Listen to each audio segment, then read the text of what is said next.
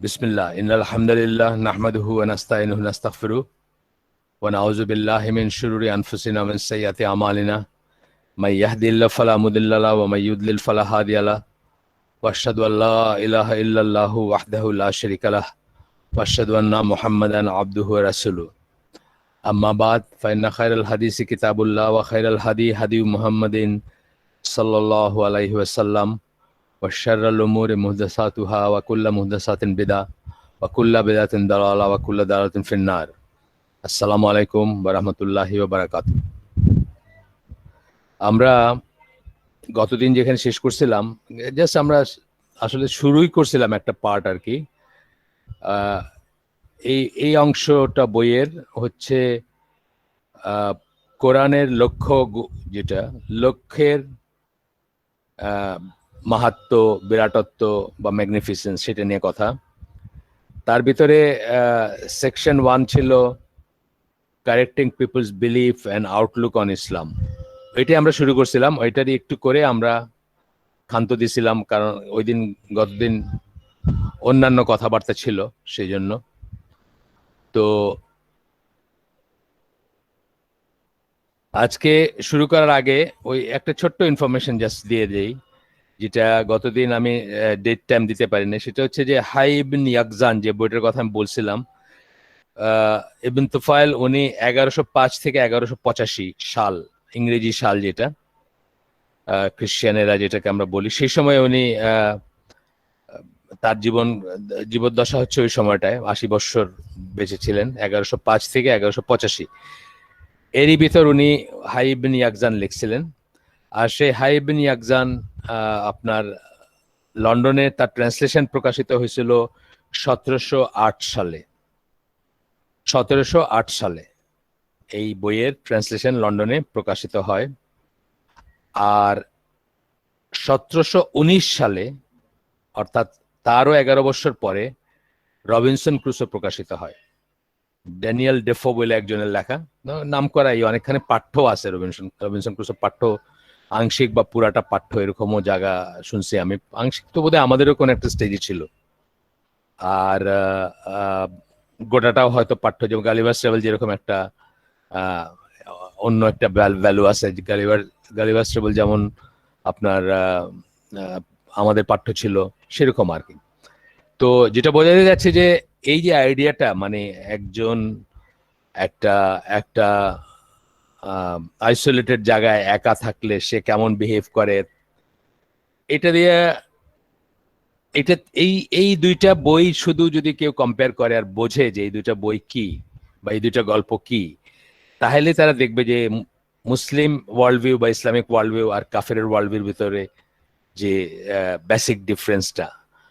তখন কিন্তু ইউকেতে বা ইউরোপে অলরেডি ফ্রেঞ্চ রেভলিউশন, মানে ফ্রেঞ্চ রেভলিউশনের আশপাশের সময়, এটা যে সময়টার কথা আমরা বলতেছি, তখনকার মানুষ কি ভাবতো, তাদের ওয়ার্ল্ড ভিউ কি, কাফের ওয়ার্ল্ড ভিউ কি, সেটা এখানে একটা বেশ রবিনসন ক্রুসো, আমার এইটা মনে নাই, আরেকজন লেখক কোথাও এই প্রসঙ্গটা আনছেন যে ওইখানে পরে আরো একটা লোক এসে যুক্ত হয় রবিনসন ক্রুসোর সাথে।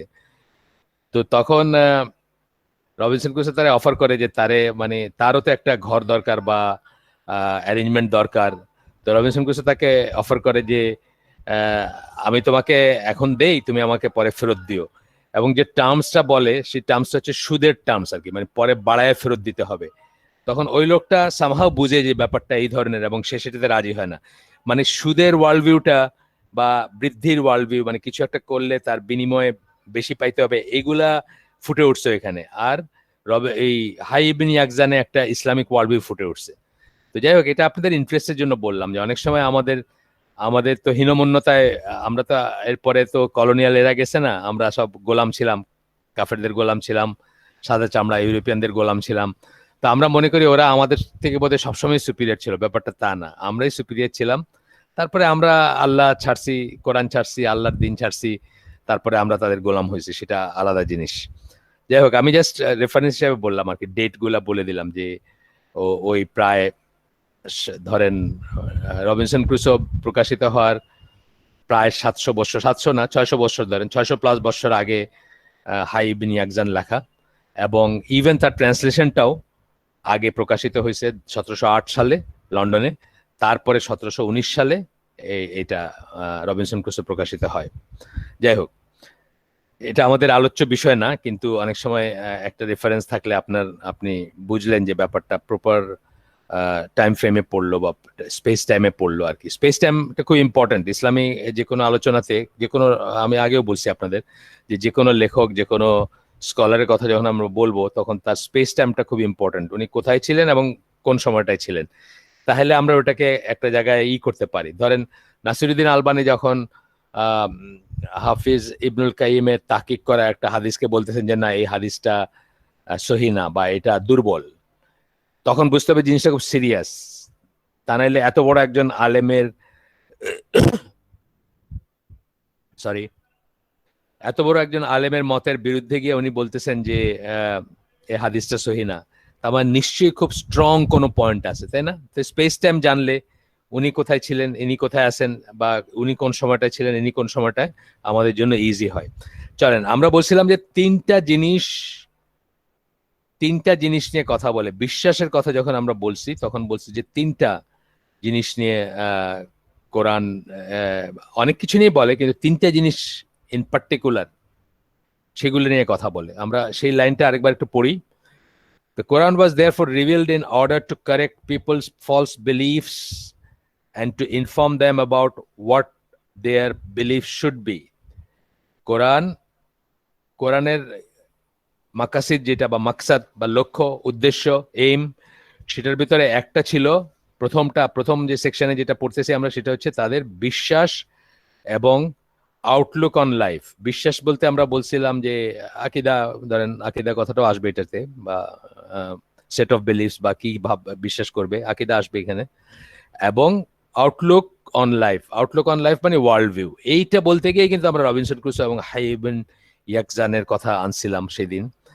সেটারই একটা, আমার সামনের ডেটটা ছিল না, ডেটটা বলে দিলাম আপনাদের। তো বলতেছে, in regard to beliefs the Quran strove to educate people about 3 issues in particular. তিনটা জিনিস তখন আমরা বলছিলাম, তাওহীদ, রিসালা, আখেরা। আজকে আমরা তাওহীদ দিয়ে শুরু করব ইনশাআল্লাহ। তো বিগিনিং আনটিল ইটস এন্ড, শুরু থেকে শেষ পর্যন্ত কোরআনের কথা বলতেছেন। দ্য কোরআন রিপোর্টিয়েটস মানে হচ্ছে তালাক দেওয়া আর কি, ইন এ সেন্স, অথবা এটাকে করে, মানে রিজেক্ট করা বলতে পারেন আপনি। এমনি তালাকের ব্যাপারে এই শব্দটা ইউজ করা হয়। তো যাই হোক, কোরআন রিজেক্ট করে কি? পলিথিজম, মানে শিরক অথবা শরিক করাটা। পলিথিজম মানে মুশরিকরা যেটা করে, পৌত্তলিক বা বহু ইসে যারা বিশ্বাস করে, পলিথিস যাদেরকে আমরা বলি, বহু ঈশ্বরে যারা বিশ্বাস করে, একাধিক ঈশ্বরে বিশ্বাস করে যারা, and invites people to the worship of one true God, Allah, এবং একজন সত্যিকার ইলার ইবাদতের দিকে আপনাকে দাওয়াত দেয় ইসলাম। এই কথাটা আমরা অনেকবার বলছি যে what Islam is all about. যদি কেউ আপনাকে এক সেন্টেন্সে বলতে বলে, আপনি বলবেন লা ইলাহা ইল্লাল্লাহ। আর এক ওয়ার্ডে বলতে যদি বলে যে একটা ওয়ার্ড আমার বলো, কোরআন কি নিয়ে কথা বলে, সেন্ট্রাল ব্যাপার কি, তাইলে তাওহীদ, আল্লাহর একত্ব এবং আল্লাহর অদ্বিতীয়তা, আল্লাহ আর কিছুই আল্লাহর মতো না, এই ব্যাপারটা। আচ্ছা, having promoted the message of Islamic monotheism or true monotheism, the Quran distinguishes between the final destination of Islamic monotheism and polytheists, with the former going to paradise and the latter to the hellfire. Distinguished করে ইসলাম তাওহীদের সাথে বাকি পৌত্তলিক বা অন্যান্য যারা শিরক করে বা কুফর করে বা অন্যান্য মিক্স মিলেমিশে অ্যামালগামেশন আছে যেগুলার। বেসিক্যালি তো আপনার ইহুদি এবং খ্রিস্টানরা মনোথিস্ট হওয়ার কথা আমাদের মতোই। ইহুদিরা, অর্থোডক্স ইহুদিরা মোটামুটি এটা কাছাকাছি থাকলেও খ্রিস্টানরা তো অনেক অনেক সরে গেছে, অনেক সরে গেছে। এবং আসলে আপনাদের বলছি আগে বোধহয়, ডক্টর শিবশক্তি, ইসলামুল হক ছিল ওনার নাম। পরে ইন্ডিয়াতে উনি, বহু মানুষ তাকে ভগবান জ্ঞান করতো, সাউথ ইন্ডিয়ান। তো তো উনি যখন কম্পারেটিভ রিলিজনের উপরে তার পড়াশোনা শেষ করলেন, তখন আপনার ভ্যাটিকান তাকে জব অফার করছিল ওইখানে চাকরি করার জন্য। তো উনি বলছিলেন যে এই ক্রিশ্চিয়ানিটি নিয়ে গবেষণা কইরা বা এটার এই সার্ভিস দিয়া লাভ কি, এর চেয়ে হিন্দুইজমই ভালো, মানে ক্রিশ্চিয়ানিটি আর হিন্দুইজমের মধ্যে তেমন কোনো তফাৎ নাই। তো আমি শুধু শুধু এখানে কেন সময় নষ্ট করব। উনি সেই অফার নেন নাই। পরবর্তীতে যাই হোক আল্লাহ তাকে মানে ইসলামে কি বলবো, আল্লাহ তাকে ইসলামের ফোল্ডে নিছিলেন এবং উনি শেষ পর্যন্ত ইন্ডিয়া থাকতে পারেন নাই, বাংলাদেশে আসছিলেন, বাট বাংলাদেশে উনি থাকতে পারেন নাই বিভিন্ন প্রেশারের জন্য, শেষ পর্যন্ত মালয়েশিয়া গেছিলেন। উনি সম্ভবত এখন নাই, আমার যতদূর মনে পড়ে আমি কখনো শুনছিলাম যে উনি বোধহয় মারা গেছেন, বাট আমি শিওর না। ইসলামুল হক ওনার নাম ছিল, আপনারা সার্চ দিলে হয়তো পাবেন, ডক্টর শিবশক্তি সামথিং ওনার এই নাম। তো যাই হোক, এরকম আরো অনেক মানুষ আছে, মানে যারা ক্রিশ্চিয়ানি আছে অনেক, যারা ক্রিশ্চিয়ানিটিকে এখন একটা পৌত্তলিকদের একই পর্যায়ের বলে দেখে বা জ্ঞান করে তাদের লেটার ডেজ ডেভেলপমেন্টের জন্য। তো এরপরে কি বলছেন যে এইটা যখন করার পরে, এটা ডিফাইন করার পরে বা তফাৎটা দেখানোর পরে কি হয়, তাদের আলটিমেট ডেস্টিনেশন গুলাও কোরআন পরিষ্কার করে বা একদম পরিষ্কারভাবে বলে, একটা তাওহীদের উপর যারা থাকবে তারা ইনশাআল্লাহ জান্নাতে যাবে, এবং যারা পৌত্তলিকতার উপর থাকবে বা শিরকের উপর থাকবে তারা চির জাহান্নামী। The topics of monotheism and polytheism আর the dominant themes of the Quran. এইটা হচ্ছে ডমিনেন্ট। ওই যে বললাম যে এক ইসে যদি আপনাকে বলে তাহলে কি তাওহীদ। তো তাওহীদ বোঝাতে গেলে কোরআনের একটা স্টাইল, দুদিন আগে আমি কোন একটা ইসে বলতেছিলাম যে বা লিখতেছিলাম কোথাও, যে কোরআনের একটা স্টাইল, কোরআন বলে না, আরবি ভাষারই একটা রীতি, এটা হচ্ছে যে অলওয়েজ বিপরীত দিয়ে একটা জিনিসকে বোঝানো, মানে আধার দিয়ে আলো বোঝানো বা এই ধরনের ব্যাপারগুলা। আচ্ছা, তো এই যে আলোর যে বিভিন্ন গ্রেড আছে, আল্লাহরও আলো আছে, আবার আমাদের এই যে টেবিল ল্যাম্পেরও আলো আছে, দুটো তো একরকম এক না, তো তাই না? তাহলে এটা বোঝাই থেকে একজন স্কলারের লেখা পড়ছে, আমি ভুলে গেছি, চিন্তা করলে মনে আসবে নিশ্চয়ই। বলতেছেন যে আলোর গ্রেডিংটা হয় কি ল্যাক অফ ডার্কনেস দিয়ে আর কি। আলোকে আরেকভাবে ডিফাইন করা যায় ল্যাক অফ ডার্কনেস। আমাদের দুনিয়াবির সমস্ত আলোর কি আছে, ছায়া আছে, সব জায়গায় আলোকিত করতে পারে না। আপনি খেয়াল করে দেখেন, মানে একসাথে, এমনকি সূর্যও একসাথে সবকিছু আলোকিত করতে পারে না। তাইলে কতটুকু ডার্কনেস দূর করলো সেটা দিয়ে আলোর গ্রেডিং হয়।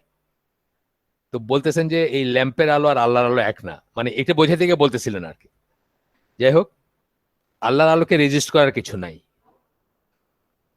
যেই জন্য আমরা বলি যে অন্ধকার রাতে বা আল্লাহর জ্ঞান বলেন বা আল্লাহর যে ব্যাপারগুলা, সেগুলা দুনিয়ার কিছু রেজিস্ট করতে পারে না, দুনিয়ার কিছুর সাথে কম্পারেবল না। অন্ধকার রাতে কালো পাথরের নিচে কালো পিঁপড়া যে হাঁটে, সেটা সম্বন্ধে আল্লাহ অবগত। আল্লাহর দৃষ্টি বলেন অথবা আল্লাহর জ্ঞান বলেন, যাই বলেন, যাই হোক সেটা না, আমাদের সেটা টপিক না।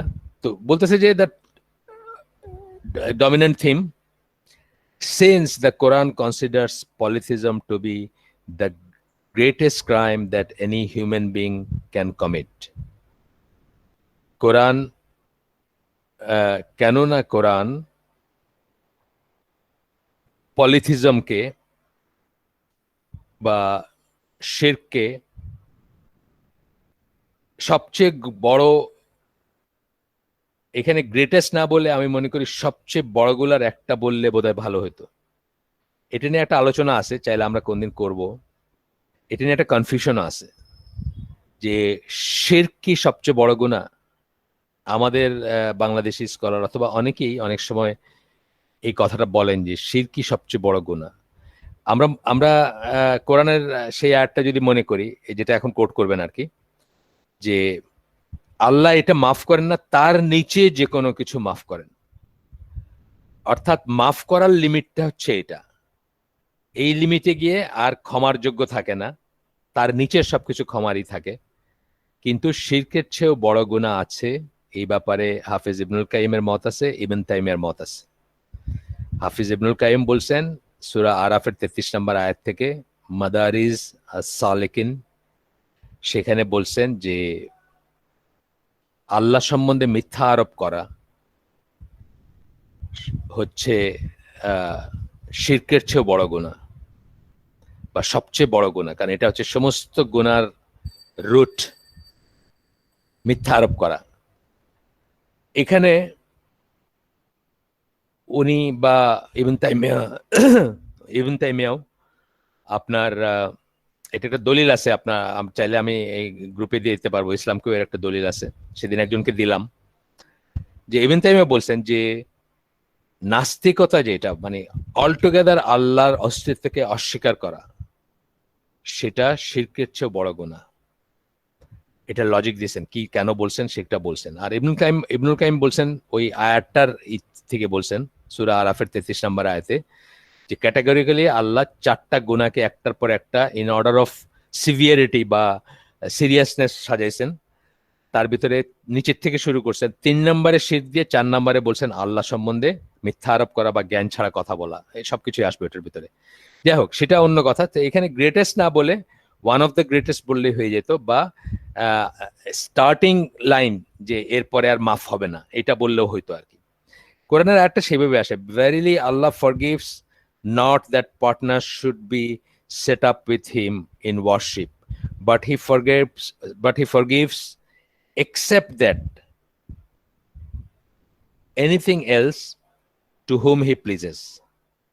আচ্ছা, এখানে কিন্তু মা দুনা বলছেন, দুনা মানে লেসার, কিন্তু লেসার সেন্সটা আসে, এর চেয়ে নিচের। এখানে উনি বলছেন এক্সেপ্ট, এক্সেপ্টের একটা একটা সেন্স আছে এখানে, কিন্তু অন্য ট্রান্সলেশনে আপনি দেখবেন এর চেয়ে কম।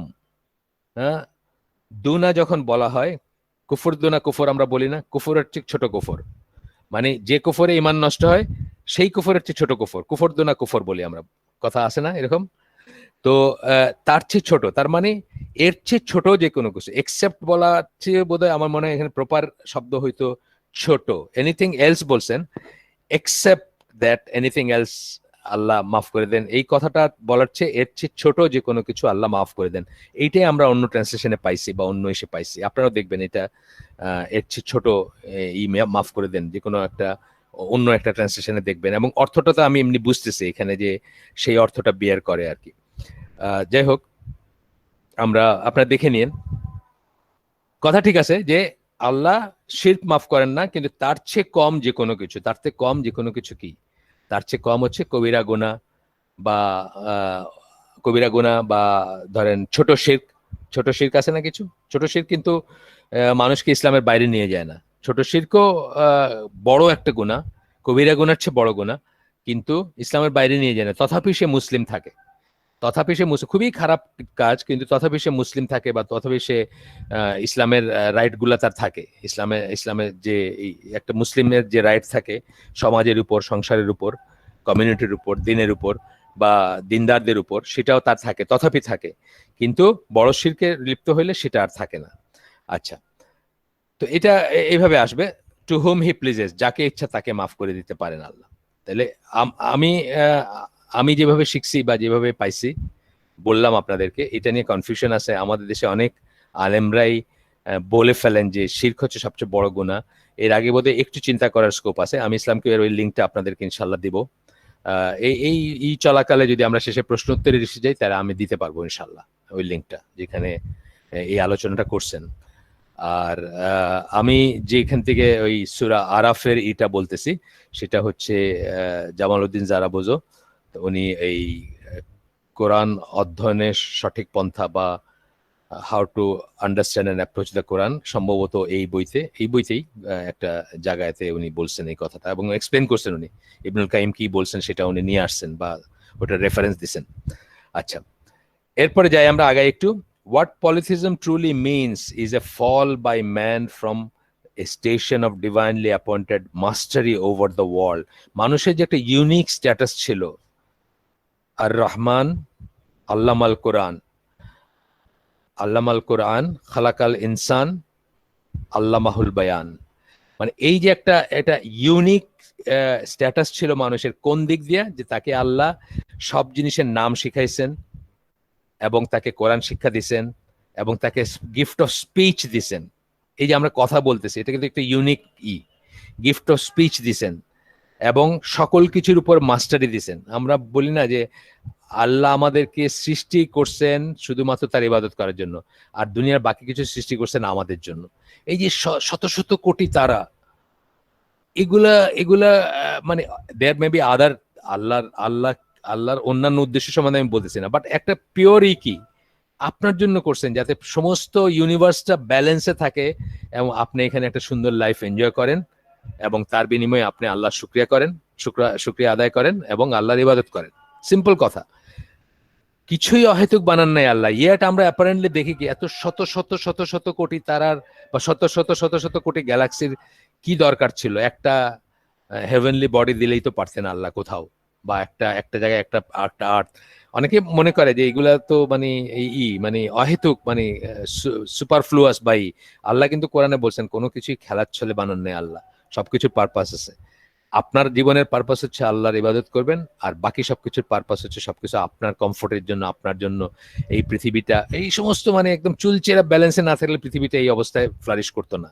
সেগুলা যাই হোক অনেক পড়াশোনার ব্যাপার, বা আপনারা হিসাবে কি বলে পাস টাইম হিসাবে পড়তে পারেন।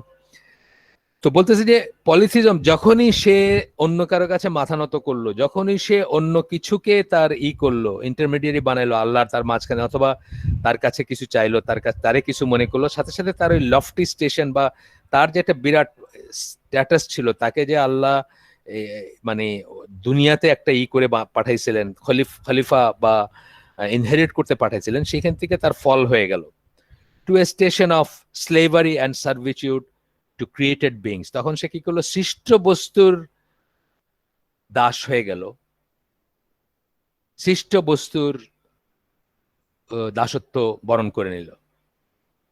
আপনি একটা একটা ওই ইন্টারনেটে খুঁজলে পাবেন যে কিছু জিনিসের কথা বলা হচ্ছে যা পৃথিবীতে কেবল ইন্ডিয়াতেই দেখবেন আপনি। তো ওইখানে দেখবেন যে কিছু ছবি দিছে, ভিডিও আছে কিনা আমার মনে নেই, ভিডিও না বোধ হয়, সব স্টিল ছবি দিয়ে দিয়ে মানে করছে আর কি, বানাইছে জিনিসটা। তো একখানে দেখাচ্ছে যে ভীষণ রকমের মানে স্মার্ট এবং আধুনিক এক মহিলা একটা গরুর পেছনে জাস্ট আজলা ধরে পেশাব খাচ্ছে, ও পেশাব করতেছে আর ধরে খাচ্ছে। তো এই যে জিনিসটা, এটা এটা একটা মানে ফল ফ্রম দ্যাট স্ট্যাটাস। একটা কমন সেন্স আপনাকে বলবে যে ওই স্ট্যাটাসটা থেকে মানুষের পতন যেটাকে বলে। whether it be to inanimate objects, plants, animals, people, stone idols or otherwise, যা কিছুর কাছে হোক, সেটা হইতে পারে, জড়বস্তুর কাছে হইতে পারে, মানুষ জড়বস্তুকে পূজা করে। পাথর এই যে এই কাবা, ইসলাম আলাইহিস সালাম, এবং তার পরবর্তী কিছুদিন পরে, মানে তারপরে একটা সময় চলে যাওয়ার পরে কি হইলো যে কাবা সেন্ট্রিক যে সমাজটা ছিল, তারা কোথাও ট্রাভেল করতে গেলে কাবার পাথরের একটা টুকরার সাথে করে নিয়ে যেত, এবং নিয়ে গিয়া ওই যেখানে যাইতো ওইখানে ওটার সেন্টার করে তফ করতো এবং ওটার উপাসনা করতো। তো আস্তে আস্তে এইভাবে মানে এই জন্য কাবা সম্বন্ধে আমাদের কিন্তু একটা কশন আছে। কাবাকে আমরা সেন্টার করে তফ করি, কাবাকে সামনে রেখে মানে সেন্টার করে নামাজ পড়ি, বিকজ আল্লাহ সেড সো। আমরা কিন্তু কাবার উপাসনা করি না, আল্লাহ বলছেন দেখে আমরা এই কাজটা করি। এখানের সাথে কাবার উপাসনার কোনো ব্যাপার নাই, যেটা হিন্দুরা বা অন্যান্য অন্যান্য কাফের মুশরিকরা পয়েন্ট আউট করতে যায় যে তোমরাও তো একটা জিনিস এরকম মাঝখানে নিয়ে করো না। আমরা এটা করি বিকজ আল্লাহ সেড সো। আমরা মাঝখানে 17 মাস জেরুজালেমের দিকে ফেস করে 17 মাস সালাত আদায় করছি মদিনায়, আল্লাহ বলছেন দেখে। তার আগে কাবা জেরুজালেমকে লাইনে রেখে করতেন রাসূল সাল্লাল্লাহু আলাইহি ওয়াসাল্লাম, ইন লাইন রেখে। তারপরে আল্লাহর অর্ডারে সেটা জেরুজালেমের দিকে করছেন, তারপরে আল্লাহর অর্ডারে আবার কাবার দিকে ফিরছেন। এবং এটাকে শেকিং আপ বলা হয়। যারা স্কলারলি লেখা পড়ে দেখেন, এটা শেকিং আপ। যাদের হৃদয়টা কাবার সাথে লেগেছিল, কাবাকে ওই যে বললাম যে কাবার পাথরের টুকরা নিয়ে যাইতো, এই ধরনের মানুষ যারা ছিলেন, মক্কার যারা মুশরিক ছিলেন, তাদের জন্য কাবা সেন্ট্রিক মোহটা কেটে যায়।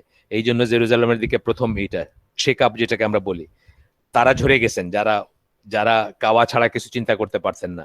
আবার জেরুজালেমকে যারা মানে ডবল মিনিং নিয়ে ইহুদি বা ইসের ভিতর যারা মনে করতে আচ্ছা ঠিক আছে এদের সাথে নামাজ পড়ি না বা এদের সাথে থাকি না, অসুবিধা কি, এরা তো জেরুজালেমের দিকে করে, তাদের শেকআপ, তাদেরকে ঝরায় ফেলার জন্য আবার জেরুজালেম থেকে কাবার দিকে করছেন। এটাই স্কলারলি ব্যাখ্যা এটার আর কি। যাই হোক, সেটা আলাদা ব্যাপার। তো আমি বললাম যে ইনএনিমেট অবজেক্ট, মানে এটা জড়বস্তু হইতে পারে, নট নেসেসারলি এটা যে প্রাণ থাকতে হবে এমন কোনো কথা নাই, জাস্ট পাথরও হইতে পারে, মানে এমনকি এমনকি জীবিত বস্তুর মূর্তিও না হইতে পারে, হ্যাঁ, জাস্ট একটা স্টোন হইতে পারে। আমি ওই একটা ছেলের সাথে সেল করছি, রামনিক নাম ছিল, ইঞ্জিনিয়ার ছেলে, জার্মানিতে পড়তে গেছিল রেসিজমের জন্য পড়তে। মানে রেসিজম বা জার্মানি যে বর্ণ বৈষম্য, এটা দেখে তার মনে খুব কষ্ট হয়েছে, সে ফিরে চলে আসছে, আবার স্কলারশিপে গেছিল, এসে আবার কি কি চ্যানেল করে তারপরে এই জাহাজি লাইনে আসছে, জাহাজে ক্যাডেট ছিল। তো সে আমাকে বলতেছিল যে সে এইসব করে না, একসময় সে পকেটে নাকি একটা পাথরের টুকরা রাখতো, কোথাকার কোনো একটা বিশেষ জায়গার পাথরের টুকরা, এবং মনে করতে এটা তাকে রক্ষা করবে, এটা তাকে এই করবে, ডিফিকাল্ট সিচুয়েশনে তাকে হেল্প করবে। এরকম কিন্তু অনেক মানুষ করে আমাদের দেশে, যে বা সারা দুনিয়ায় মানুষ যে ভাগ্য চেঞ্জের জন্য যে পাথর ধারণ করে, এমিথিস্ট, গোমেদ, তারপরে কি বলে নীলা, তারপরে কোরাল, এগুলো সেম জিনিস, সেম জিনিস, বাট হয়তো রিয়েলাইজ করে না মানুষ। একই জিনিস, একদম একই জিনিস। কোনো আসবাব ছাড়া, আল্লাহ যদি কোনো আসবাব মানে কার্যকারণ দিয়ে থাকেন কোনো জিনিসের ভিতরে, যে এইটা খাইলে এইটা হয়, কার্যকারণ আছে, আল্লাহর সৃষ্টি, আল্লাহর সুন্নাহ, তখন আপনি সেটা খাইতে পারেন বা সেটা ব্যবহার করতে পারেন, বাট আপনার ব্যাক অফ মাইন্ড থাকবে যে এটার কোনো পাওয়ার নাই, আল্লাহই আপনাকে ভালো করেন, আল্লাহই আপনাকে সুস্থ করেন, বাট এটা আল্লাহর সৃষ্টি, রোগটা আল্লাহর সৃষ্টি, আপনি আল্লাহর সৃষ্টি, আল্লাহ এটা নিয়ম বেঁধে দিছেন যে এটা খাইলে এটা হবে, সুতরাং আপনি এটা এটা ইস্তেমাল করতেছেন বা এটাকে ব্যবহার করতেছেন। এটা হচ্ছে কারেক্ট পার্সপেক্টিভে চিন্তা করা। আসেন আমরা এখন সূরা হজ এর একটা আয়াত পড়ি, একটা না দুইটা আয়াত, 30-31। আল্লাহ বলতেছেন, so shun the abomination of idol, মানে অ্যাবোমিনেশন মানে কি, মানে বমির উদ্রেক করে যা, এতই ঘৃণিত জিনিস সেটা বোঝাইতে বলা হচ্ছে, যে সেটাকে অবজ্ঞা করো বা ত্যাগ করো, অফ আইডল মানে মূর্তি, অ্যান্ড শান লাইং স্পিচ, এবং মিথ্যা স্টেটমেন্ট বা মিথ্যা কথা বলাকেও করো। এটা ব্র্যাকেটে দিচ্ছেন ফলস স্টেটমেন্ট লাইং স্পিচ দিয়ে। তারপর দিয়েছেন হুনাফা লিল্লাহ, হুনাফা মানে আপরাইট, হুনাফার মানে হানিফের প্রথম এইটা হচ্ছে আপরাইট। আর আপরাইট কিসের? দিনে আপরাইট, মানে দিনে আপনি আল্লাহ ছাড়া কারো কাছে মাথা নত করেন না, আপনি আপনি আপরাইট থাকেন, সংকল্পবদ্ধ থাকেন, সোজা থাকেন, রিজু থাকেন, খাড়া থাকেন। হ্যাঁ, মানে আপনি এইখানে একবার সেজদা করেন, ওইখানে একবার সেজদা করেন।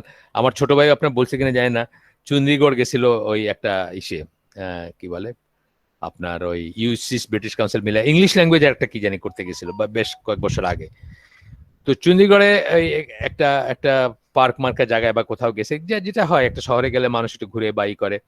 তো সেখানে একটা খুবই আজব লুকিং একটা গাছ, মানে এই ধরনের কোনো গাছ সে কোনোদিন দেখে নাই। তো সে ভাবছে যে একটা ছবি নিবে গাছটার, জাস্ট বাড়িতে এসে দেখাবে। ছবি নিতে গিয়ে দেখে যে বাই দিস টাইম একজন ওটাকে সেজদা করতেছে আর কি, কোনো একজন ইন্ডিয়ান সেজদা করতেছে, বিকজ এটা খুব অদ্ভুত লুকিং কিছু একটা আর কি। তো এই যে ব্যাপারটা আর কি, যে এইটা হবে না, মুসলমান আপরাইট হবে, মুসলমান একমাত্র একজনের কাছে মাথা নত করবে, দ্যাটস ইট। তো এই হুনাফা লিল্লাহ বলে ব্র্যাকেটে বলতেছেন টু ওয়ার্শিপ নান বাট আল্লাহ, আর কাউকে আর কারো ইবাদত করে না আল্লাহ ছাড়া। এটা কিন্তু ওনারা সবসময় বলে দেন, যখনই দিন বলবেন, যখনই ইসলাম বলবেন, তখনই ব্র্যাকেটে এই কথাটা বলে দেন, ইসলামিক মনোথিজম বা এই তাওহীদের কথাটা বলেন। এটা সৌদি ট্রান্সলেশন গুলার একটা গুণ। Not associating partners in worship etcetera, partner associating, not associating partner বলে ব্র্যাকেটে ওয়ার্শিপ দিচ্ছেন কেন, মানে আমরা যেন ভুল না বুঝি। অ্যাসোসিয়েটিং পার্টনার, বিজনেসের একজন পার্টনার নিয়েছে, সে তো ওয়ার্শিপের পার্টনার না, এটা যেন বুঝি যে পার্টনার যখনই এখানে বলা হচ্ছে তখনই অলওয়েজ ওয়ার্শিপের কথা বা ইবাদতের কথা বলা হচ্ছে। আনটু হিম, কার সাথে? আল্লাহর সাথে কাউকে শরিক করে না, কিসে? ইবাদতে শরিক করে না। শরিক কথাটা যখন কোরআনের রেফারেন্সে আমরা যখন শিরক বলবো, তখন আসলে আমরা কি বুঝবো? আমরা সবসময় এইটাই বুঝবো, আনটিল আদারওয়াইজ স্টেটেড আর কি। এখানে বিজনেস পার্টনারের কথা বলা হচ্ছে না। আচ্ছা, and whoever assigns partner to Allah, it is as if he had fallen from the sky. আর যে আল্লাহর সাথে শরিক করে, সেটা অ্যাজ ইফ সে আকাশ থেকে পড়ে গেল, মানে যে হাই পজিশন বলছেন না, যে মাস্টারি একটু আগে বললাম না আমরা, যে পৃথিবীর খলিফা, সে পৃথিবীতে সে ইনহেরিট করে পৃথিবী আল্লাহর কাছ থেকে, মানে আল্লাহ তাকে ইনহেরিট করতে দিছেন, অধিকার করতে দিছেন, তার অধিকার ভুক্ত করে দিছেন পৃথিবীকে আল্লাহর দয়ায়, আল্লাহর ইচ্ছায়, আল্লাহর সিলেকশনে। সেই কথাটা বলতেছে যে অ্যাজ ইফ, কিন্তু শিরক করে সে কি করলো, অ্যাজ ইফ সে আকাশ থেকে ঝরে পড়লো, হাই পজিশন থেকে পড়ে গেল, and the birds had snatched him or the wind had thrown him to a far off place. আর পাখি, বাজ পাখির মতো কোনো পাখি, বা ওই আমাদের মনে যেটা আসে ওইটাই আসে, ছো মেরে নিয়ে গেল তারে, অথবা বাতাস তাকে অনেক দূরে, যেখানে তার থাকার কথা সেখান থেকে অনেক দূরে নিয়ে কোথাও ফেলে দিল। পতিত নক্ষত্র, সোজা কথা আর কি, তার পতন হইল, যেটা আমরা একটু আগে উনি বলছেন, ওনার ভাষায় বলছেন। দ্য কল টু তাওহীদ, ব্র্যাকেটে আবার ইসলামিক মনোথিজম, তাওহীদের যে ডাকটা is the most important common feature of the messages of all prophets আলাইহি সালাম বা আলাইহুমুস সালাম, সবাই কথা যদি বলি আমরা, for every single prophet that was sent to mankind called upon his people to বলে একটা আয়াতের অংশ দিবেন, সেটা আমরা পড়তেছি। তাহলে কি বললেন, যে তাওহীদ, এই যে বলতেছেন তাওহীদ রিসালা আখেরা, এই তাওহীদ পয়েন্টটা চলতেছে এখনো। তিনটা জিনিস ছিল আর কি, সবাই সব নবীর ডাকে, বা এই তিনটা জিনিস সম্বন্ধে মূলত বিশ্বাস ঠিক করতে আল্লাহ যুগে যুগে নবী পাঠাইছেন, বা কোরআনেরও মাকসাদের ভিতরে প্রথম মাকাসিদ যেগুলা, বা প্লুরাল যদি বলি এইমস, তার ভিতরে প্রথম এই তিনটাকে বললেন, বা এই তিনটা একটা স্লটে আনলেন, একটা গ্রুপের ভিতরে আনলেন।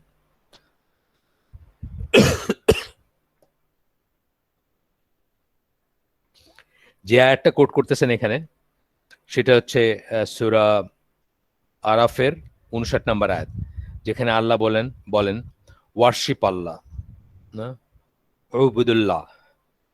উবুদুল্লাহ, ইউ হ্যাভ নো আদার ইলাহ, তোমাদের আর কোনো ইলা নাই, হ্যাঁ, আর কোনো ইলা নাই, প্লুরাল ইউজ করছেন আল্লাহ, তোমাদের আর কোনো ইলা নাই বাট হিম, আল্লাহ ছাড়া। এটা কি বললেন আসলে, লা ইলাহা ইল্লাল্লাহ তো বললেন, তাই না? একটু অন্য ল্যাঙ্গুয়েজে বললেন।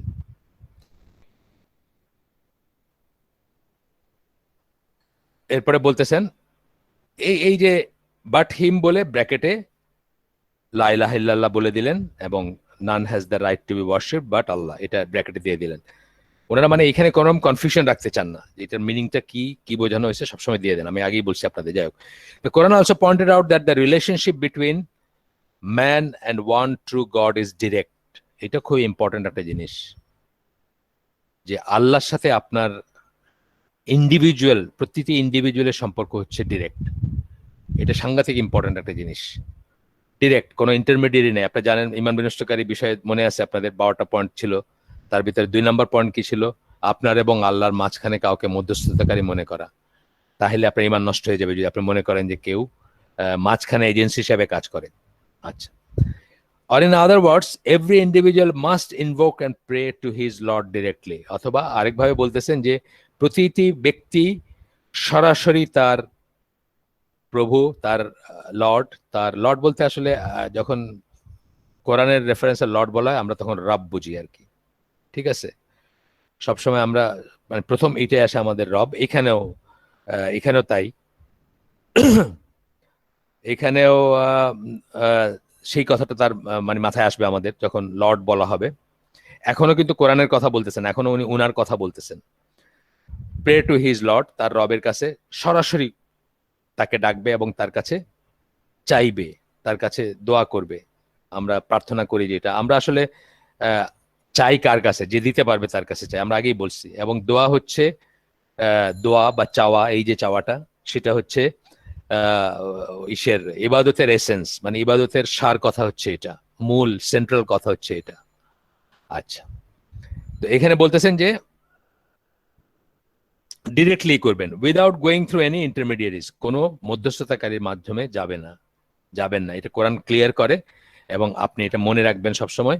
এইটা বলে আমাদের দেশের বহু মানুষকে একদিকে যেমন শিরকেই করে, আরেক দিকে তেমনি এক্সটর্শন চলে। এক্সটর্শন মানে তাদের কাছ থেকে টাকা পয়সা বা এই ধরনের জিনিস মানুষ মিল্কিং করে, মানে এই পীররা, ফকিররা বা ভণ্ডরা বা আখড়া যেগুলো থাকে ইত্যাদি, দরবেশ, মজুফ, কত রকম নাম আছে, যাই হোক। তো এটা সূরা বাকারা 186 নম্বর আয়াতের একটা অংশ বলতেছেন, and when my slaves ask you, যখন আমার বান্দারা তোমাকে জিজ্ঞেস করে, তোমাকে জিজ্ঞেস করে যখন, আমার আমার বান্দারা, ইবাদি, আমার বান্দারা যখন জিজ্ঞেস করে, আন্নি, আন্নি মানে হচ্ছে আমার সম্বন্ধে, অ্যাবাউট মি, ফা ইন্নি কারিবুন, এটা এটা জানেন আপনারা যে আমি আমি নিকটেই আছি, অর্থাৎ আমাকে আমি তাদের শুনি। এই নিকটে আছে মানে আমি ওইখানে বাই এসেন্স আল্লাহ ওইখানে আছেন সেটা বলতেছেন না, আমি তাদেরকে শুনি, শোনার জন্য নিকটে আসি, মানে আমি তাদেরকে শুনি, তাদেরকে জানি, তাদেরকে বুঝি, তাদেরকে দেখি, তাদের মনের কথা জানি, সবকিছুই করি, কিন্তু আমি বাই এসেন্স আবার মনে করবেন না এটা। এইটার থেকে, এই কথার থেকে কিন্তু যারা বিদাতি তারা বলে যে আল্লাহ সর্বত্র বিরাজমান, মানে নিশ্চয়ই আসেন দেখেই শোনেন, সেটা না। শুনতে হলে আল্লাহর কাছে থাকতে হবে এমন কোনো কথা নাই। আজকাল আপনার আমার মতো সাধারণ মানুষেরও শুনতে হলে কাছে থাকতে হয় না। আপনারা এক একজন কোথায় কোথায় বসে রয়েছেন, এই একজন মালয়েশিয়ার থেকে গতদিন শুনলো, আপনার আমার মতো সাধারণ মানুষ জাস্ট একটা 4 পয়সার মাইক্রোফোন লাগায় মালয়েশিয়ার থেকে শুনতেছে। সুতরাং আল্লাহর শুনতে হইলে কাছে থাকার কোনো দরকার নাই। আচ্ছা, আবার পড়ি আমি এখন আয়াতটা, and when my slaves ask you, ওয়া ইজা সালাকা, তোমাকে যখন জিজ্ঞেস করে, ইবাদি, আমার আমার বান্দারা, আন্নি, অ্যাবাউট মি, আমার সম্বন্ধে, ফা ইন্নি কারিবুন,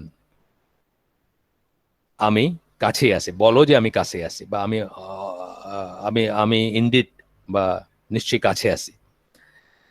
ইংরেজিতে পড়ি আমরা, and when my slaves ask you, ব্র্যাকেটে ও মোহাম্মদ, কনসার্নিং মি, আমার সম্বন্ধে, দেন আনসার দেম, তাদেরকে বলো, হ্যাঁ তাদেরকে বলো। এই কথাটা হয়তো আমার চোখে পড়ছিলাম, জানি না। I am indeed near to them by my knowledge, ব্র্যাকেটে দিয়েছেন বাই মাই নলেজ। ব্র্যাকেটে কেন দিয়েছেন? যাতে ওই ভুলটাতে আমরা না পা দেই, বা ওই ভুলটা আমরা না করি, বা কেউ যেন আমাদের করলে আমরা আনসার করতে পারি যে I am indeed near to them by my knowledge, আমার জ্ঞানে আমি তাদের কাছে আছি, অর্থাৎ আমি তাদের শুনি, তাদের ডাক শুনি, তাদেরকে দেখি, তাদের আল্লাহ বলতেছেন, যা যা কিছু আল্লাহ অন্যত্র বলছেন সব আসবে এখানে। আচ্ছা, অ্যান্ড হি অলসো সেড, আল্লাহ আরো বলেন, সূরা গাফির যেটাকে আমরা বলি 40 নম্বর সূরা, হামিম সিরিজের প্রথম সূরাটা, 60 নম্বর আয়াত, আল্লাহ বলতেছেন, অ্যান্ড ইয়োর লর্ড সেড, এবং তোমার প্রভু বলেন, বা তোমার রব বলেন, আচ্ছা, ইনভোক মি, আমাকে ডাকো, ব্র্যাকেটে দিছেন আবার, believe in my oneness, Islamic monotheism, and ask me for anything. দেখছেন, মানে সবখানে কিন্তু তারা এই কথাগুলা জুড়ে দেন। কেন জুড়ে দেন? এটার মিনিং হচ্ছে এটা, যখনই বলতেছেন যে ইনভোক মি, তার মানে আল্লাহর ওয়াননেসে বিশ্বাস করে তারপরে তাকে ডাকতে হবে, ইসলামের মনোথিজম বা তৌহিদে উপর প্রতিষ্ঠিত হয়ে তারপর তাকে ডাকতে হবে, তবেই সেই ডাকার মানে হবে, আর নাহলে সেই ডাকার কোনো মানে হবে না। এইটা বোঝাচ্ছেন ব্র্যাকেটে এই কথাগুলো দিয়ে।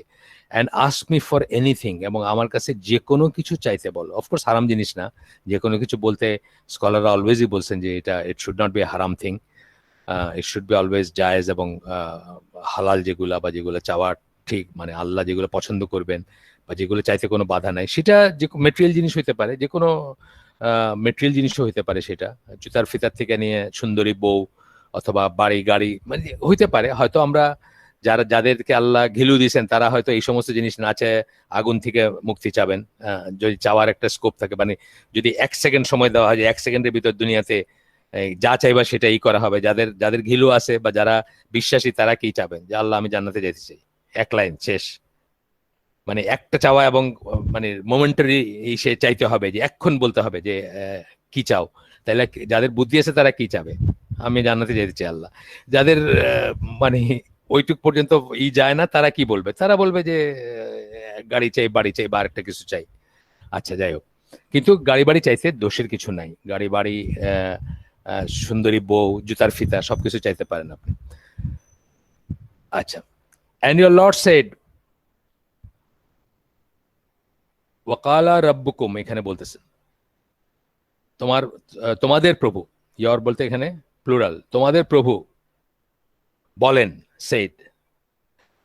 তারপরে বলতেছেন ইনভোক মি, আমাকে ডাকো, আমাকে ডাকো, আমাকে আমার কাছে চাও, আমার কাছে প্রার্থনা করো। এরপরে I will respond two year invocation, আমি তোমাদের দোয়া বা ডাকা সেটা সাড়া দিব। এখানে শব্দটা ইউজ করছেন আস্তাজিব, জবাব দিব। হ্যাঁ, আস্তাজিব লাকুম, তোমাদের ডাকে সাড়া দিব, তোমাদের ইসে জবাব দিব। উদউনি, আমাকে ডাকো। তারপরে বলতেছেন আস্তাজিব লাকুম, আমি উত্তর দিব, আমি তোমাদের ডাকে উত্তর দিব। সূরা গাফির 40 নম্বর সূরা 60 নম্বর আয়াত। এইটুকুই বললেন আপনার নিয়ে, তৌহিদ, তৌহিদ নিয়ে।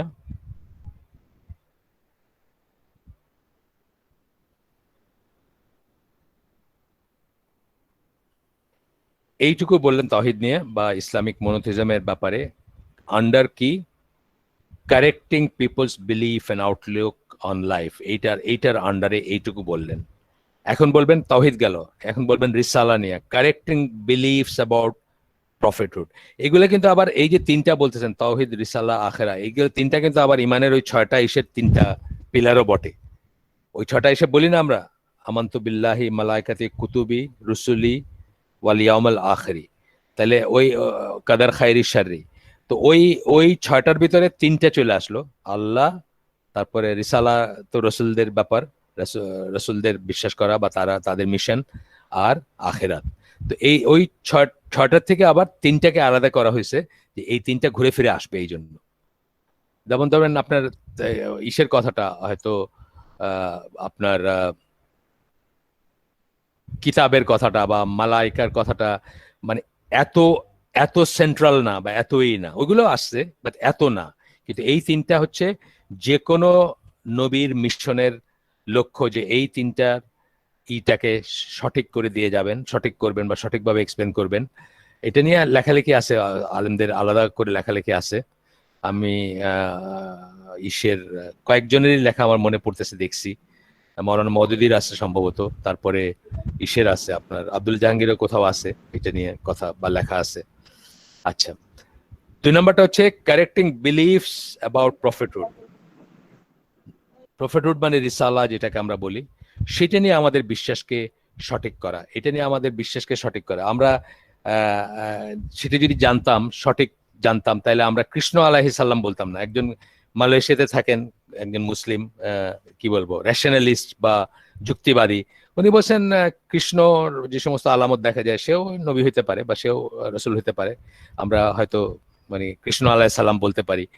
তো আমরা সেটা বলবো না, তার কারণ আমরা কতগুলো ডেফিনেট নিয়মের ভিতরে জানি যে এটা থাকবে, এবং যে যাদেরকে আল্লাহ নাম ধরে বলছেন তাদের বাইরে আমরা কোনো নাম আবিষ্কার করতে যাব না, কল্পনা করতে যাব না। বুদ্ধ, কেউ কেউ বলেন বুদ্ধ তাইলে বোধহয় এরকম কিছু ছিলেন, কেউ কেউ বলেন যে কৃষ্ণ বোধহয় এরকম কিছু ছিলেন, মানে কৃষ্ণের যেসব গুণাগুণ শোনা যায় বা ক্ষমতা শোনা যায়, একসাথে 1600 মহিলার সাথে এক্সিস্ট করতেন। কিন্তু এগুলা হচ্ছে যে আপনার দলিল থাকতে হবে, কোনো একটা কিছু যে বলবেন সেই জন্য দলিল থাকতে হবে, আল্লাহর তরফ থেকেই থাকতে হবে। যে কয়জনকে আল্লাহ নাম ধরে বলছেন সেই কয়জনকে আমরা নাম ধরে জানবো, তার বাকি যাদের নাম ধরে বলেন নাই আমরা সেটা নিয়ে গবেষণা করতে যাব না। আচ্ছা, যদি জানার থাকতো আল্লাহ জানাই দিতেন। আসি, প্রথমে হচ্ছে কোরআনের কথা বলতে, প্রথম প্রথম পয়েন্টটা এখানে বলতেছেন, Quran made it clear that human beings need prophets and messengers. এটা একটা বিশ্বাস, এটা কিন্তু একটা বিশ্বাস, এবং এইটাও আল্লাহ আল্লাহ কারেক্ট করছেন কোরআনে। আমাদের বিশ্বাস যদি এটা হয় বা এটা থেকে থাকে যে আমার তো নবী নবী পয়গম্বর কি দরকার, আমি তো এমনি পারি। ওই যে হাইব নিয়াকজানের কথা আমরা বলছি, কি কি পারি আমরা নিজে নিজে, কি ফিতরের উপর থাকলে আমরা এইটুক বুঝবো যে এই সবকিছু একজন সৃষ্টিকর্তা আছেন। এই ফিতরাত ফিতরাত থেকে আমরা এইটুকু হয়তো বুঝবো, কিন্তু এই যে ফাইনাল জিনিস, do this, do not do this, অথবা অ্যাকচুয়ালি অ্যাপ্লাই করার যে জিনিসগুলো, এগুলো কোনো আইডিয়াই থাকবে না আপনার, কোনো আইডিয়াই থাকার কথা না। আপনি 2টা সেজদা দিবেন, একটা রুকু, এটা কি আপনার কোনো আইডিয়াতে আসতো? খালি আকিমুস সালাহ পড়ছেন আপনি কোরআনে, ধরেন কথার কথা, আপনার কি কোনো আইডিয়া থাকতো যে এটা থেকে এই কথাটা আসতে বা এইভাবে অজু করবেন, এটার পরে এটা করবেন, এই সিকোয়েন্সে করবেন, নিয়ত করবেন, যা বলেন আপনি, তো এটা হইতো না। সুতরাং প্রথমে বলছেন যে clear, made it clear that human beings, মানে আপনি আমি, আমরা মানুষ, আমাদের জন্য নবী এবং রসুলের দরকার আছে in order to learn about and follow the truth. দুইটা বললেন, সত্য জানতে হবে এবং সত্য অনুসরণ করতে হবে বা পালন করতে হবে। শুধু জানলে হবে না, সেটা পালন করতে হবে। সত্য জানানো এবং সত্য পালন করা, দেখায় দেওয়া, এটার জন্য নবী পয়গম্বরের দরকার আছে বা নবী রসুলের দরকার আছে। কিভাবে অ্যাপ্লাই করব সেটার জন্য দরকার আছে। অনেকেই বলে বা অনেকেই বলতো, বা তা যদি না হইতো তাহলে গোটা কোরআনটা একদিন আল্লাহর জন্য কি অসম্ভব নাকি যে একটা বই জাস্ট চুপ করে পড়লো? আমরা জানি মান্না সালওয়া আসতো আসমান থেকে, আমরা জানি যে পুরা আপনার টেবিল ভর্তি খাবার আসছে আসমান থেকে, ঈসা আলাইহিস সালাম তার সাথীদের নিয়ে খাইতে চাইছেন, বা তার সাথীরা চাইছিল দেখতে বা খাইতে, যাই হোক আমরা জানি। এবং এটা আমরা আক্ষরিকভাবে বিশ্বাস করতে হবে, এগুলো কোনো ইফ এন্ড বাট নাই কোনো। তো এইগুলো যদি সম্ভব হয় তাহলে একটা বই আসমান থেকে ধরেন গোটা একটা বই একদিন পাঠাই দিলেন ওহদ পাহাড়ের উপরে, সবাই গিয়ে ওটা কালেক্ট করে নিয়ে আসা সব ইনস্ট্রাকশন গুলা, এটা এটা কোনো কঠিন কিছু ছিল না। এত কষ্ট, এত 23 বছর একটু একটু একটু কেন কেন ছিল? যে আপনাকে শিক্ষা দিবেন এবং অ্যাপ্লাই করতে হয় কিভাবে এটা দেখায় দিবেন। আমাদের রসুলের কথা বললাম, অন্য রসুলদের ব্যাপারে এটা প্রযোজ্য, যার যার রেফারেন্সে যে সময় সেটা। তো এইটা এখানে আসতে সূরা বাকারা 213 নম্বর আয়াত, mankind were one community and Allah sent prophets with glad tidings and warnings. মানুষ একটা কমিউনিটি ছিল, আমরা জানি যে এক জোড়া বাপ মা থেকে আমরা সবাই আসছি, সুতরাং একটা কমিউনিটি ছিলই তো কখনো। এবং তারপরে কি বাড়ছে, এবং আল্লাহ তাদের ভিতরে নবীদের পাঠাইছেন, prophets with glad tidings and warning. আমরা আগের দিনই পড়ছি যে বাশির আর নাজির দুইটা শব্দ পড়ছি। বাশির মানে হচ্ছে যে সুসংবাদ দেয়, আর নাজির মানে হচ্ছে যে আপনাকে ওয়ার্নিং দেয়, আপনাকে সাবধান করে খারাপ পরিণতি সম্বন্ধে। এবং দুইটাই তাদের রোল ছিল, দুইটাই তারা নিয়ে আসেন বা দুইটাই তারা করেন। And with them he sent the scripture in truth to judge between people in matters wherein they differed. এবং তার সাথে কি করছেন?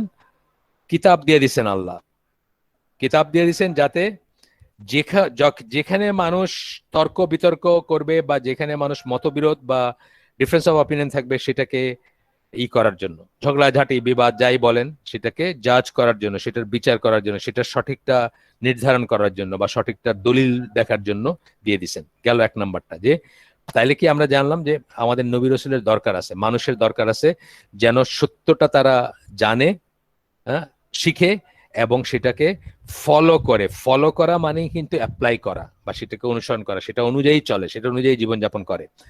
2 নম্বর বলতেছেন, Allah pointed out that the main duties of prophets. এখানে আল্লাহ নবীদের মেইন কর্তব্যগুলাকে এক্সপ্লেন করবেন বা বলবেন, বা মেইন এটা বলতেছেন, সেটা হচ্ছে সূরা নিসার 165 নম্বর আয়াতে আল্লাহ বলতেছেন, messengers are bearers of good news and as well as of warning. আমরা এটা বোধহয় আগের দিন পড়লাম না, আরেকটা এসে বোধহয় এই আয়াতটার অংশটা পড়ছি, সম্ভবত পড়ছি, আমি শিওর না। তো এখানে বলতেছেন messengers as bearers of good news, মুবাশশিরিনা, মানে তারা হচ্ছেন মুবাশশিরিনা ওয়া মুনজিরিনা। কারা? রাসূলরা, ঠিক আছে, রুসুলান এখানে বলছেন, প্লুরাল আর কি। তারা হচ্ছেন কি? মুবাশশিরিনা মুনজিরিনা। তারা হচ্ছেন কি বলবো, ভালো খবরের, গ্ল্যাড টাইডিং, সুসংবাদ বহনকারী এবং সতর্কতা দানকারী বা সতর্ককারী তারা। নবী রাসূলদের কথা বলতেছেন বা রাসূলদের কথা বলতেছেন মেইনলি এখানে, রুসুলান। আচ্ছা, এরপরে বলতেছেন, the Quran is clear about the role of prophets and messengers, leaving no room for doubt about their status in the universe. তাদের রোল, নবী এবং রসুলদের রোল বা তাদের ভূমিকা সম্বন্ধে বলেন, এবং তাদের যে স্ট্যাটাস, তাদের যে প্রয়োজন, তাদের যে মানুষের যে তাদের দরকার, তাদের ছাড়া, তাদের মাধ্যমেই আল্লাহ গাইড করবেন মানুষকে, মানুষকে এইভাবে ডিফাইন করছেন, ডিজাইন করছেন, সমাজ সংসারকে এইভাবে ডিফাইন করছেন, ডিজাইন করছেন, এবং ইমানের আর্টিকেলস গুলোকে এইভাবে ডিফাইন করছেন, ডিজাইন করছেন। ঠিক আছে, মানে না দেখে বিশ্বাস করতে হবে। আমি একটা কথা বলি না যে ইমানের বিষয়গুলা কি, না দেখে না প্রমাণিত করে বিশ্বাস করতে হবে। সুতরাং একটা যোগসূত্র হিসাবে একজন মানুষকে আল্লাহ ব্যবহার করছেন, যদিও ওয়াহি বহনকারী ফেরেশতা আছেন বা আছেন, বাট সাধারণ মানুষের সাথে যোগসূত্র হচ্ছে কিসে, একজন মানুষের মাধ্যমে। They are neither gods not sons of gods, তারা নিজেরা ঈশ্বর না। কৃষ্ণকে কি বলে হিন্দুরা? অবতার বলে, তাই না?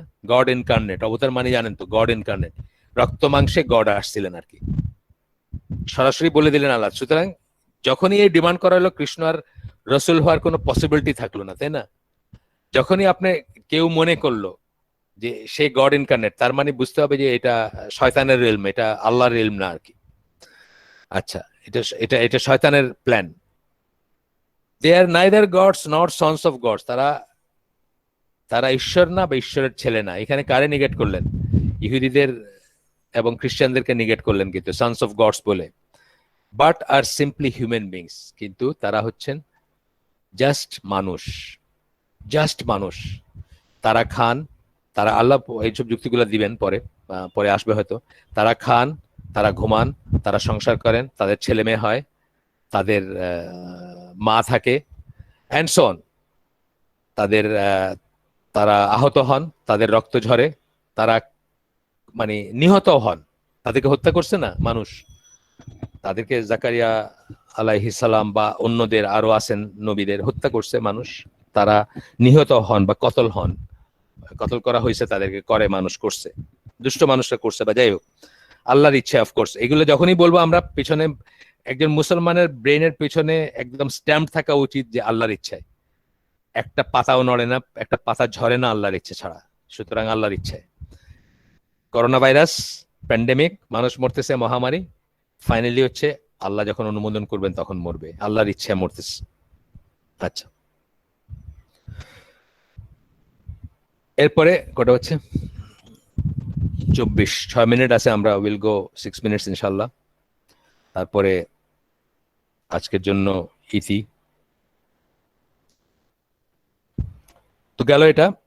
কোরআন ইজ ক্লিয়ার অ্যাবাউট গেল লিভিং নো রুম। আচ্ছা, দে আর নাইদার গডস, তারা ঈশ্বর না, নট সন্স অফ গডস, ঈশ্বরের ছেলে না, but are simply human beings, just সাধারণ মানুষ, that are recipients of divine revelation. Divine revelation কোথায় বিশেষত্বতা তাদের? তাদের কাছে ওয়াহি আসে, আর তাদের আলাদা স্ট্যাটাস আছে, সেটা তো আছেই। তারা তো আর আমাদের চেয়ে অন্য স্ট্যাটাসের মানুষ, তারা মাসুম, আল্লাহ তাদেরকে নিষ্পাপ করে দেন। তাদের কোনো ভুল থেকে থাকলেও আল্লাহ সেটাকে মুছে দেন বা সেটাকে শুধরায় দিছেন বা করে দিছেন, ইত্যাদি আমাদের বিশ্বাসের অংশ। আমরা রসুল সম্বন্ধে বিশ্বাসগুলা দেখতে পারি আল আকিদা তাহাবিয়াতে, অথবা অন্যত্র দেখতে পারি। ওমর আল আসকারের যে বই আছে সেখানে তো রসুলদের উপর একটা সেকশন আছে, যে 8টা বই বলছিলাম আকিদার উপর, সেটার ভিতরে একটা হচ্ছে রসুলদের সম্বন্ধে। এরপরে সূরা কাহাফের 110 নম্বর আয়াত কোট করতেছেন এই লেখক, বলতেছেন, সে ও মোহাম্মদ, বলো হে Muhammad, I am only a man like you, আমি কেবল তোমাদের মতোই একজন মানুষ। এই কথা একাধিকবার আসছে কোরআনে। হ্যাঁ, ইন্নামা আনা বাশারুন বাশারুম মিসলুকুম, ইন্নামা, আমি তো কেবলই। ইন্নামা কথাটা মানে কি? কেবলই। কিন্তু আমরা যখনই বলি আমি অনলি, ইন্নামা যখন আসবে মানে কেবলই, অন্য সিঙ্গেল আউট করা আর কি। বলো, কুল, যে আমি কেবলই, I am only a man like you, it has been inspired to me that your ilah is one ilah. আমাকে আমার কাছে ওয়াহি পাঠানো হয়েছে, মিসলুকুম, আমার কাছে ওয়াহি পাঠানো হয়েছে যে তোমাদের হচ্ছেন ইলাহুকুম ইলাহুন ওয়াহিদুন, তোমাদের হচ্ছেন, ইলা হচ্ছেন, তোমাদের যে ইলা, তিনি হচ্ছেন একজন, এক ইলা। তো ইংরেজিতে এখানে বলতেছেন It has been inspired to me that your ilah, মানে তোমাদের গড, তোমাদের মাবুদ, is one ilah, একজন। সূরা কাহাফের 110 নম্বর আয়াত। And because they are human beings and not gods, আর যেহেতু তারা মানুষ ছিলেন বা মানুষ এবং ঈশ্বর না, গডস বলতে ছোট ছোট জি দিয়া বলা হচ্ছে, prophets do not have the power to guide the hearts of man, সেই কারণেই তারা মানুষের হৃদয়কে পথ দেখাইতে পারেন না। তারা শুধু মেসেজটাই দিতে পারেন, কিন্তু হৃদয়ের উপর তাদের কোনো কন্ট্রোল নাই, নিজের হৃদয়ের উপরও নাই, মানুষের হৃদয়ের উপরও নাই। এই জন্যই রাসূল সাল্লাল্লাহু আলাইহি ওয়াসাল্লাম দোয়া করতেন, ইয়া মুকাল্লিবাল কুলুব সাব্বিত কালবি আলা দীনিক। তার তার তার কলবের উপরও তার কোনো কন্ট্রোল নাই, আর মানুষের কলবের উপরও তার কোনো কন্ট্রোল নাই। এই জন্য তিনিও চাইতেন যে আল্লাহ আমার আমার কল্পটাকে দিনের উপর প্রতিষ্ঠিত রাখো। আচ্ছা, do not have the power to guide the hearts of men, their duty is simply to convey their message. তাদের কর্তব্য, দায়িত্ব বা তাদেরকে যে কাজ দিয়ে পাঠানো হয়েছে সেটা হচ্ছে শুধুমাত্র মানুষকে মেসেজটা কনভে করা, শুধুমাত্র মানুষকে মেসেজটা পৌঁছায় দেওয়া, এই পর্যন্তই। এর বাইরে আর কিছু না, আর কিছু করার তাদের ক্ষমতা ছিল না। সেইখানে ধরেন যে সমস্ত জিনিস বাংলাদেশি হাজিরা করে, ওইখানে গিয়ে আল্লাহ রসুলের কাছে চিঠি পাঠায়, আল্লাহ রসুলকে বলে যে আমাকে ত্রাণ করুন, আমাকে আমাকে উদ্ধার করেন, আমি তো জাহান্নামে, আপনি যদি উদ্ধার না করেন আমার কোনো উপায় নাই। এগুলা যে শিরক এবং এগুলা যে মিনিংলেস, সেগুলাই আমরা এই এতক্ষণ ধরে যা পড়তেছি তার ভিতর বারবার উঠে আসবে, দেখবেন যে যা পড়বো তার ভিতরে উঠে আসবে। হ্যাঁ, কিয়ামতের দিন হাসরের ময়দানে আল্লাহ যখন পারমিশন দিবেন, তখন যার জন্য পারমিশন দিবেন তার জন্য সুপারিশ করতে পারবেন রাসূল সাল্লাল্লাহু আলাইহি সাল্লাম, অথবা আরো আরো সুপারিশকারীরা থাকবে, যেমন সূরা বাকারা, সূরা আলে ইমরান আপনার জন্য সুপারিশ করবে, আপনার সিয়াম আপনার জন্য সুপারিশ করবে, সেগুলা আছে। বাট এই যে বললাম যে কারো হার্ট তারা চেঞ্জ করতে পারেন না, their duty is simply to convey their message, শুধুমাত্র এইটা পৌঁছায় দিবেন। সরি, আমার স্ক্রিনটা ডার্ক হয়ে গেছিল, খেয়াল করি না আমি। আচ্ছা, তো এন্ড দেন, আচ্ছা আমাদের সময় শেষ হয়ে গেছে, এই আয়াতটা পড়ি শেষ, এখানে সুন্দর জায়গা শেষ করার জন্য এই আয়াতটা পড়ি শেষ। And then the power to guide or misguide is in hands of Allah alone. তারপরে হেদায়েত হবে কি না হবে সেই ব্যাপারটা আল্লাহর হাতে। আল্লাহ আমাদের ভিতরটা সবচেয়ে ভালো জানেন, তাই না? আমি আপনার কাছে এসে সারাক্ষণ দিনের কথা খালি জিজ্ঞেস করি, বলেন তো এটা কি, বলেন তো এটা কি, বলেন তো, ভিতরে ভিতরে আমি একটা মুনাফিক এবং আমি সবকিছুকে সন্দেহ করি। এটা কে জানে? একমাত্র আল্লাহ জানেন। বাইরের থেকে আপনার মনে হচ্ছে কি এক ক্লাস, প্রত্যেকটা জিনিসে প্রশ্ন করতেছে, ভিতরটা কে জানে? আল্লাহ জানেন। সুতরাং হেদায়েত হবে কি না হবে এটা আল্লাহ ডিসাইড করবেন। এখানে একটা আয়াত পড়ে আমরা শেষ করেছি, সূরা 88 নম্বর সূরা 21-22 নম্বর আয়াত। ও এটা হচ্ছে ওইটা সূরা গাশিয়া। সো রিমাইন্ড দেম, তাদেরকে মনে করায় দাও, স্মরণ করায় দাও তাদেরকে। You are only who reminds,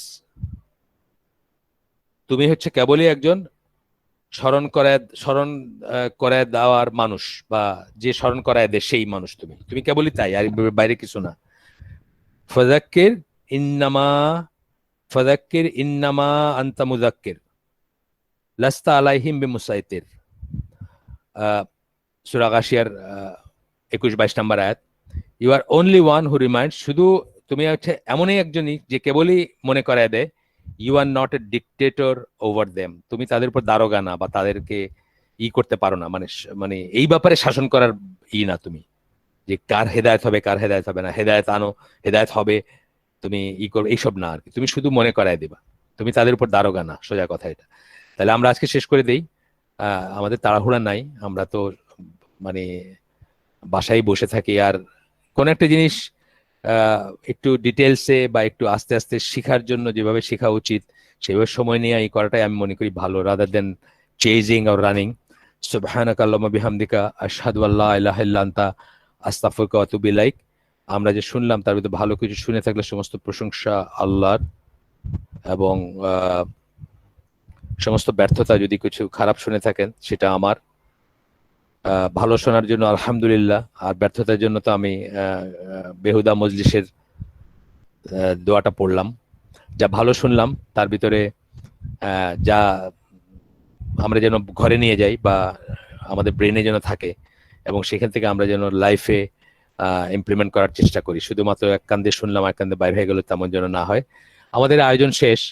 এই রিলেভেন্ট যদি একটা দুটো প্রশ্ন থাকে তাহলে হয়তো হয়তো আমরা বললাম, আর না হলে আমরা আজকে শেষ করে দিব। 1 ঘন্টা হয়ে গেছে অলরেডি। আর আমি আপনাদেরকে ইমেল গ্রুপে ওই ইটা দিয়ে দিব, ওই যে দলিলটা, ইসলাম কিউবের যে ইটা এক্ষুনি দিয়ে দিব ইনশাল্লাহ এখান থেকে উঠে, যে আপনারা দেখবেন যে কিভাবে ডিটেলস ডিসকাশন করছেন যে শিরকের চেয়েও বড় গুনাহ হচ্ছে নাস্তিকতা। এটা ইবন ইবন তাইমিয়া বা অন্যান্য স্কলারদের আসছে, আব্দুল আজিজ বিন বাজও বলছেন।